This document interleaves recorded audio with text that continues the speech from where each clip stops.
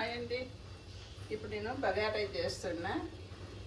Bagara rice ఆలు kurma combination చాలా బాగుంటుంది. కార్తీక మాసం కదా, మేము నాన్ వెజ్ తినము, అందుకే బగారా రైస్ ఆలు కుర్మా చేస్తున్నాం. రెండు కాంబినేషన్ చాలా బాగుంటుంది. చపాతీ లేక పూరీలకు కూడా బాగుంటుంది ఆలు కుర్మా. ఇప్పుడు ఈ పూటకు బగారా రైస్ తిని ఈవినింగ్ చపాతీ అయినా పూరి అయినా చేసుకొని తినొచ్చు. ఆయిల్ వేస్తున్నా.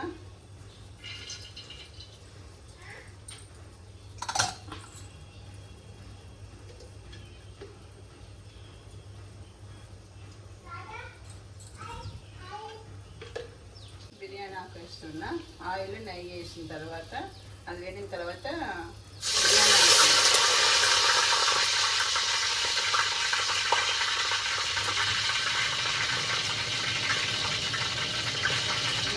అది 3 గ్లాసుల బియ్యం అనుకో తినుకోవాలి. 4 లవంగా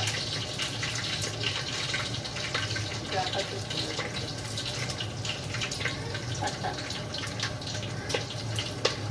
సాజీర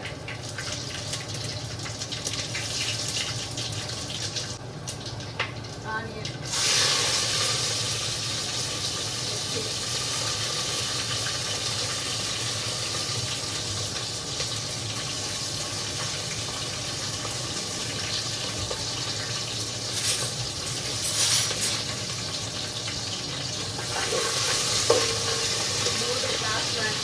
కిలోకు 4 గ్లాసులు అవుతుంది. అయితే 3 గ్లాసులు అంటే తీసుకోబియ్యం అన్నమాట. కొంచెం కలర్ మారింది ఆనియన్ది. కొంచెం బటానీ వేస్తున్నా.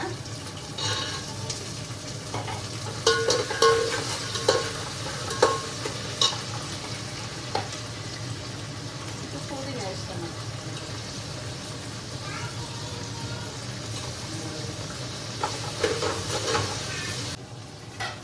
ఇది నూనెలు అన్నీ మంచిగా ఫ్రై అవుతున్నాయి. ఆనియన్, మిర్చి, బఠానీ, పుదీనా.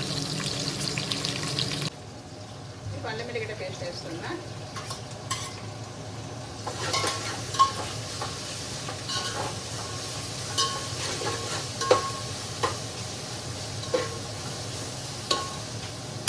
ఇప్పుడు లాస్ట్ కొత్తిమీర వేస్తున్నా.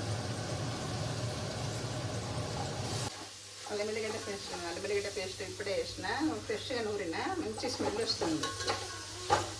ఇప్పుడు వేసిన తర్వాత ఇది వేగింది, మంచిగా ఫ్రై అయ్యింది. మనం వాటర్ పోసుకుందాం. 3 గ్లాసుల బియ్యం కదా,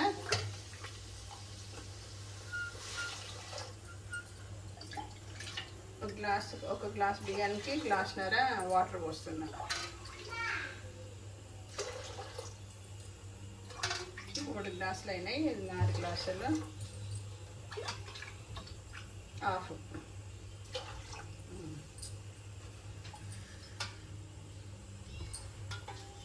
ఇప్పుడు ఉప్పు వేస్తున్నా.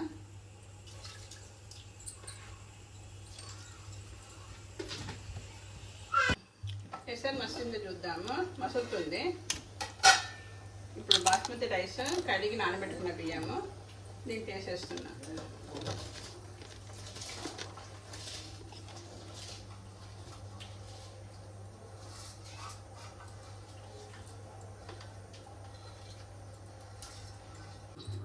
ఇప్పుడు చూద్దాము అన్నం ఉడుకుతుందని కదని. ఉడుకుతుంది ఇప్పుడు అన్నము. ఒకసారి కలుపుకున్నాను.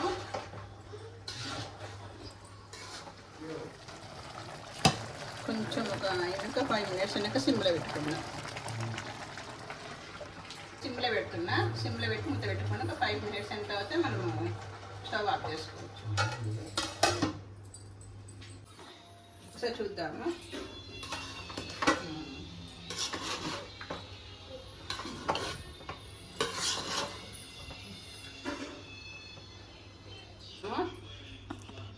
అన్నం అయిందో చూద్దాము.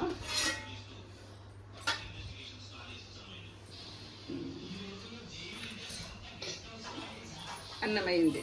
స్టవ్ బంద్ చేస్తాం.